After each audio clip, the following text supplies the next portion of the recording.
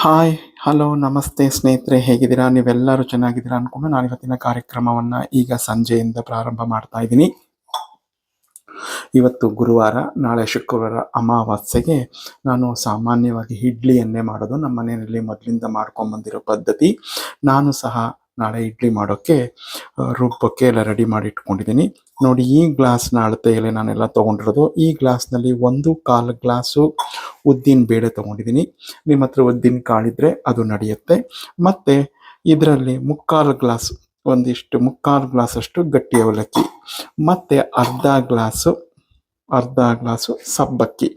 ಇದಿಷ್ಟನ್ನು ನಾನು ಸುಮಾರು 6 ಗಂಟೆಗಳ ಕಾಲದಿಂದ ನೆನೆ ಹಾಕ್ಕೊಂಡಿದ್ದೆ. ಸಬ್ಬಕ್ಕಿ ಮತ್ತು ಉದ್ದಿನಬೇಳೆ ಒಟ್ಟಿಗೆ ಹಾಕ್ಕೊಂಡಿದ್ದೀನಿ. ಗಟ್ಟಿ ಅವಲಕ್ಕಿ ಸಪ್ರೇಟಾಗಿ ಹಾಕ್ಕೊಂಡಿದ್ದೀನಿ. ಈಗ ಇದೆರಡನ್ನು ನುಣ್ಣಗೆ ರುಬ್ಕೊಂಡು ಪಾತ್ರೆಗೆ ಹಾಕಿಟ್ಟು ನಂತರ ನಿಮ್ಮ ಜೊತೆ ಶೇರ್ ಮಾಡ್ತೀನಿ. ಇದನ್ನು ಅಕ್ಕಿ ಹಾಕಿಲ್ವಾ, ನೀವು ನೆನೆ ಹಾಕಿಲ್ವಾ ಅಂತ ಕೇಳ್ಬೋದು. ನಾನು ಮುಂದೆ ಏನು ಹಾಕ್ತೀನಿ ಅನ್ನೋದನ್ನು ನಿಮಗೆ ಶೇರ್ ಮಾಡ್ತೀನಿ. ಮೊದಲಿಗೆ ಇದೆರಡನ್ನು ರುಬ್ಕೊಂಡು ಬಂದ್ಬಿಡ್ತೀನಿ. ನೋಡಿ ಸ್ನೇಹಿತರೆ, ನುಣ್ಣಗೆ ರುಬ್ಕೊಂಡು ಬಂದಿದ್ದೀನಿ. ಎಷ್ಟು ಬೆಳ್ಳಗೆ ಚೆನ್ನಾಗಿ ಬಂದಿದೆ ಅಲ್ವಾ? ಸಬ್ಬಕ್ಕಿ ಹಾಕಿದ್ರೆ ಹಾಗೆ, ಆದರೆ ನುಣ್ಣಗೆ ರುಬ್ಬಿರಬೇಕು. ನೋಡಿ, ತೋರಿಸ್ತಾ ಇದ್ದೀನಿ ಹತ್ತಿರದಿಂದ. ಈಗ ಇದಕ್ಕೆ ಅಕ್ಕಿ ಹಾಕಿಲ್ಲ, ಅಂದರೆ ಅಕ್ಕಿಯನ್ನು ನಾನು ರುಬ್ಬಿಲ್ಲ. ನೆನೆನೂ ಸಹ ಹಾಕಿರಲಿಲ್ಲ.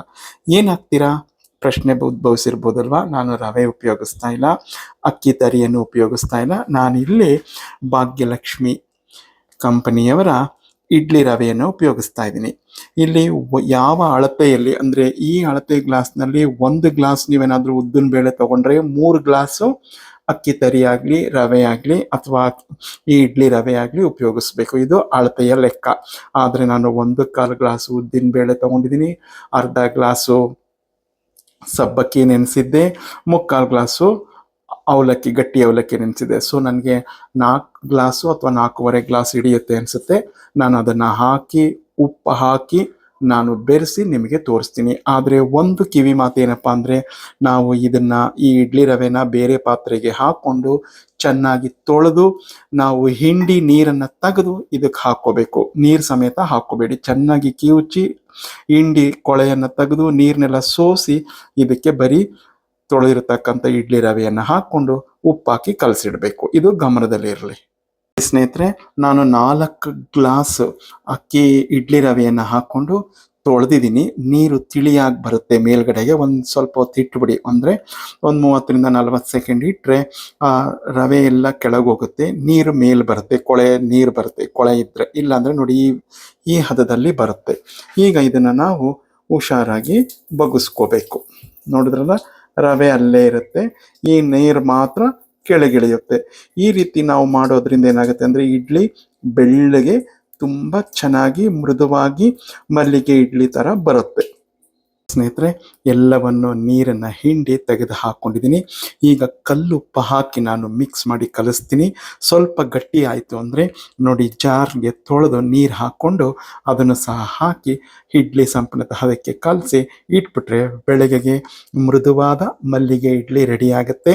ಯಾಕೆ ಅಂತಂದರೆ, ನಾವು ಒಂದೇ ರೀತಿ ಅಕ್ಕಿಯನ್ನು ರುಬ್ಬಿ ಮಾಡ್ತಿರ್ತೀವಿ, ಸ್ವಲ್ಪ ಚೇಂಜಸ್ ಇರುತ್ತೆ. ಆದ್ದರಿಂದ ಒಮ್ಮೊಮ್ಮೆ ಈ ರೀತಿ ಮಾಡ್ಕೊಳ್ಳೋದ್ರಿಂದ ತಪ್ಪೇನೂ ಇಲ್ಲ. ಸ್ನೇಹಿತರೆ ನೋಡಿ, ಎಲ್ಲ ಮಿಕ್ಸ್ ಮಾಡಿ ಉಪ್ಪಾಕಿ ಇಡ್ಲಿ ರವೆ 4 ಗ್ಲಾಸ್ ಕರೆಕ್ಟಾಗಿ ಸರಿ ಹೋಯಿತು ನನಗೆ. ನೋಡಿ, ಈ ಹದದಲ್ಲಿದೆ, ಸಾಕು. ನಾನೇನು ಜಾರಿಗೆ ನೀರು ಹಾಕಿ ತೊಳೆದು ಹಾಕಿಲ್ಲ. ಇಲ್ಲಿಗೆ ನಾನು ರುಬ್ಕೊಂಡಿರೋದೆ 4 ಗ್ಲಾಸ್ ಇಡ್ಲಿ ರವೆಗೆ ಅಳತೆಗೆ ಕರೆಕ್ಟಾಗಿದೆ. ಈ ರೀತಿ ಮಾಡ್ಕೊಳ್ಳೋದ್ರಿಂದ ಒಮ್ಮೊಮ್ಮೆ ಈಸಿಯಾಗಿಯೂ ಸಹ ಇರುತ್ತೆ. ನೀವು ಒಮ್ಮೆ ಟ್ರೈ ಮಾಡಿ. ಇನ್ನು ಬೆಳಗ್ಗೆ ನಾನು ಶೇರ್ ಮಾಡ್ತೀನಿ ಹೇಗಿದೆ ಈ ಸಂಪಣ ಅಂತ. ಹಾಯ್, ಹಲೋ, ನಮಸ್ತೆ, ಶುಭೋದಯ ಸ್ನೇಹಿತರೆ, ಹೇಗಿದ್ದೀರಾ? ಶುಕ್ರವಾರ ಅಮಾವಾಸ್ಯೆ. ನಾನು ನಿನ್ನೆ ರಾತ್ರಿ ನಿಮಗೆ ಇಡ್ಲಿ ರವೆಯನ್ನು ಹಾಕಿ ಇಡ್ಲಿ ಸಂಪಣವನ್ನು ರೆಡಿ ಮಾಡಿದ್ದನ್ನು ನಿಮಗೆ ತೋರಿಸಿ ಪಕ್ಕಕ್ಕೆ ತಿಟ್ಟಿದ್ದೆ. ಈಗ ಅದು ಯಾವ ಹಂತದಲ್ಲಿದೆ ಅನ್ನೋದನ್ನು ನಾನು ನಿಮಗೆ ಶೇರ್ ಮಾಡ್ತಾ ಇದ್ದೀನಿ. ಬನ್ನಿ ನೋಡೋಣ. ನೋಡಿ, ನಾನು ತೋರಿಸ್ದಾಗ ಎಷ್ಟಿತ್ತು, ರುಬ್ಬಿದಾಗ ಉದ್ದಿನ ಬೇಳೆ ಎಲ್ಲ ರುಬ್ಬಿ ಇಡ್ಲಿ ರವೆ ಬೆರೆಸಿದಾಗ ಹೇಗಿತ್ತು, ಈಗ ನೋಡಿ ಯಾವ ಹದದಲ್ಲಿದೆ. ಎಲ್ಲ ಉಬ್ಬು ಬಂದ್ಬಿಟ್ಟಿದೆ ನೋಡಿ. ಈ ರೀತಿ ಬಂದರೆ ನಿಮಗೆ ಮಲ್ಲಿಗೆ ಇಡ್ಲಿ ಥರ ಮೃದುವಾದ ಇಡ್ಲಿ ಬರುತ್ತೆ. ಎಷ್ಟು ಚೆನ್ನಾಗಿರುತ್ತೆ ಅಂದರೆ, ಹೋಟೆಲ್ ಶೈಲಿಯ ಇಡ್ಲಿಯನ್ನು ನಾವು ಮನೆಯಲ್ಲೇ ತಯಾರು ಮಾಡ್ಕೋಬೋದು. ನಾನು ಬಳಸಿರ್ತಕ್ಕಂಥ ವಿಧಾನದಲ್ಲೇ ನೀವು ಮಾಡಿ ಸಖತ್ತಾಗಿರುತ್ತೆ. ಸ್ನೇಹಿತರೆ, ನೋಡಿ ಇಡ್ಲಿ ತಟ್ಟೆಗೆ ಎಣ್ಣೆ ಸವರ್ಕೊಂಡಿದ್ದೀನಿ, ತುಪ್ಪ ಇದ್ದರೆ ತುಪ್ಪ ಸವರ್ಕೊಳ್ಳಿ, ಅದು ನಿಮ್ಮ ಚಾಯ್ಸು. ಇಡ್ಲಿ ಪಾತ್ರೆ ಸ್ಟವ್ ಮೇಲೆ ಇಟ್ಟಿದ್ದೀನಿ, ಇಡ್ಲಿ ಸಂಪಳನ ರೆಡಿ ಮಾಡ್ಕೊಂಡಿದ್ದೀನಿ, ಎಲ್ಲ ಚೆನ್ನಾಗಿ ತಿರುವಿ.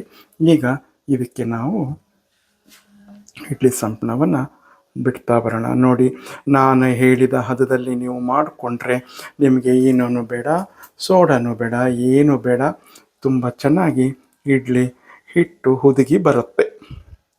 ಸ್ನೇಹಿತರೆ ನೋಡಿ, ಸ್ವಲ್ಪ ತಣ್ಣಗಾಗಿದೆ, ತೆಗಿತಾ ಇದ್ದೀನಿ. ಪಾತ್ರೆಯಲ್ಲಿ ನೀರಿಟ್ಕೊಂಡು ಸ್ಪೂನ್ನ ಅದಕ್ಕೆ ಹಚ್ಕೊಂಡು ನೀವು ಕ್ಲೀನಾಗಿ ಇಡ್ಲಿಯನ್ನು ತಗೊಳ್ಳಿ, ತುಂಬ ಚೆನ್ನಾಗಿ ಬರುತ್ತೆ. ನೋಡಿ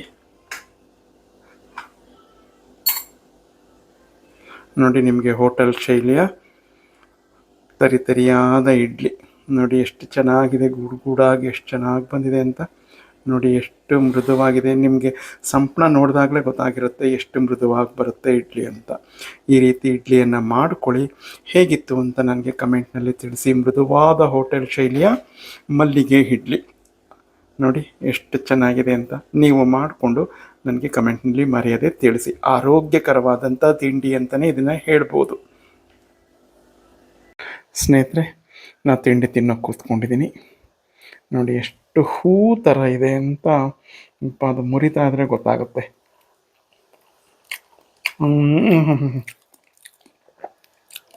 ಅದ್ಭುತವಾಗಿದೆ.